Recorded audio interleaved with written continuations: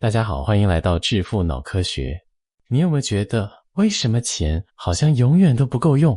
今天我们就来聊聊投资大师凯文·奥利里点出的5个会让你不知不觉变穷的习惯。这句话有没有直接戳到你的心里？奥利里一开始就讲白了一个很残酷的现实，很多时候问题根本不是你赚太少，而是你买的东西让你越来越穷。好，那在开始之前，这个凯文·奥利里他到底是谁呀？如果你有看过美国的那个创业实境秀《创智赢家》，你一定对他有印象。他就是讲话最毒、最不给人留情面的投资人，外号恶棍先生。虽然他的话听起来很刺耳了，但你真的要听下去，因为这可能是你能听到关于钱最诚实的建议了。好，欧利里就整理出了5个最要命的财务陷阱，来，我们一个一个把它们揪出来看。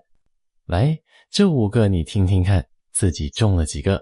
买新车，买太大的房子，常常在外面吃饭，追快时尚，还有那些你可能都忘了，但每个月还在默默扣钱的订阅。好，我们就从第一个，也是奥利里觉得最笨的一件事开始讲起。OK， 第一个让你钱包破大洞的习惯就是买新车。Oliver 讲的超直接，他说这根本就是你能做出的最笨的理财决定。为什么他要讲的这么重？来，你看下一个数字就懂了。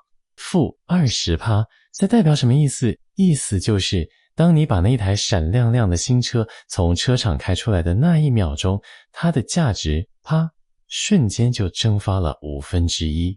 你想想，你等于是花了好几万甚至几十万，就为了闻那几天的新车味而已。所以你看，奥利里的结论就是这么狠。他说这笔钱根本就像直接丢到水里，连个响声都没有，完全不值得。那聪明的人该怎么做？奥利里的建议其实很简单，很实际，去买一台大概开了2-3年的原厂认证中古车，把那个最恐怖、最让人心痛的折旧让第一个车主去扛就好了嘛，这才是有钱人的想法。躲过了新车这个坑，我们来看第2个，而且是更大的钱坑，买一间比你实际需要大太多的房子。我知道我们从小就被教说有土司有财嘛，对不对？但欧利比接下来这句话可能会完全颠覆你的想法。你看，你住的房子是你最大的负债，搞清楚资产是会把钱放进你口袋的东西，但你住的房子呢？每个月房贷、税金、保险、修理费，它是不断的从你口袋把钱掏走，所以它其实是一个会一直吃钱的负债。所以他的建议是什么？这一点可能听起来超反直觉的，但你一定要记住，银行跟你说你能负担多少钱的房子，你最多就只买它估价的1半。千万不要被银行给你的那个可贷额度给骗了。你要知道，那个数字是为了让银行赚你最多利息，不是为了让你过得轻松、财务自由。好，第3个习惯，这个我想可能很多人包括我每天都在做，就是常常在外面吃饭顺手买杯咖啡。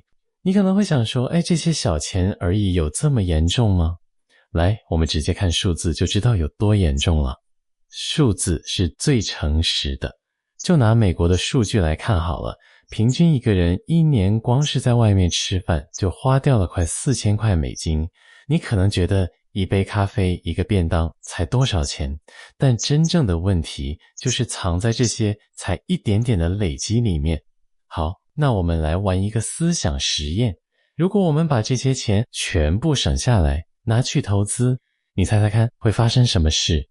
答案真的会让你吓到下巴掉下来。如果把这笔钱拿去投资，我们用年化报酬率 10% 来算就好，30年后它会变成超过60万美金。60万，这就是复利的可怕之处，也是你每天那杯咖啡、那个便当后面你完全没看到的超级巨大的机会成本。再来，第4个坏习惯，这就跟面子很有关系了。就是啊，花一大堆钱去买那些让你看起来很有钱的东西，最新的手机啦，名牌包啦，潮牌衣服啦，你以为你买的是品味？不，你买的其实是负债。这句话真的要把它背起来，经典中的经典。它很清楚地讲出了两种完全不一样的花钱形态。一种人是把钱花掉，让它变成消耗品；另一种人呢，是把钱花出去，让它变成可以生更多钱的资产。奥利里对这件事有个超狠的比喻，他说，你衣柜里面那些贵里要命的衣服包包，其实就是一座失败理财决策博物馆，每一件都在默默地告诉大家，你以前做错了多少决定。真正该拿出来秀的，不是你的名牌包，而是你银行户头里面那个不断在长大的数字。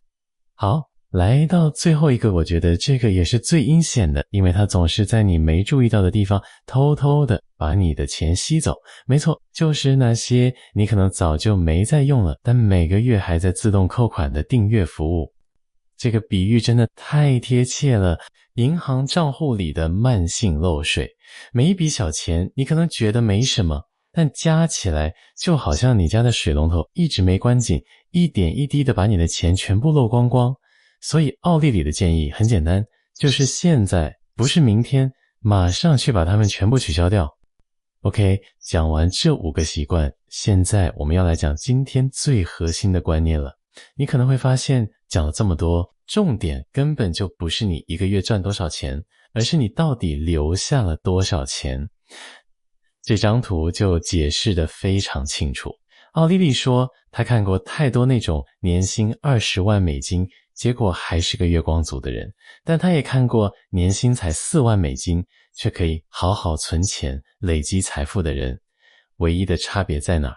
就只是他们有没有发现，并且停止这些没必要的浪费而已。所以说，到底怎样才算是真正的有钱？在我们结束之前，我们来听听奥利里最后一个也是最重要的观点，这关乎到财富的真正意义。这句话请你一定要记下来，真正有钱的人，他们是不会急着让自己看起来有钱的。当你不再需要靠买东西来证明自己的价值时，那恭喜你，你可能已经走在通往真正富有的路上咯。这次跟大家分享的让你变穷的5个习惯，你中了哪一个呢？欢迎留言跟我们分享哦。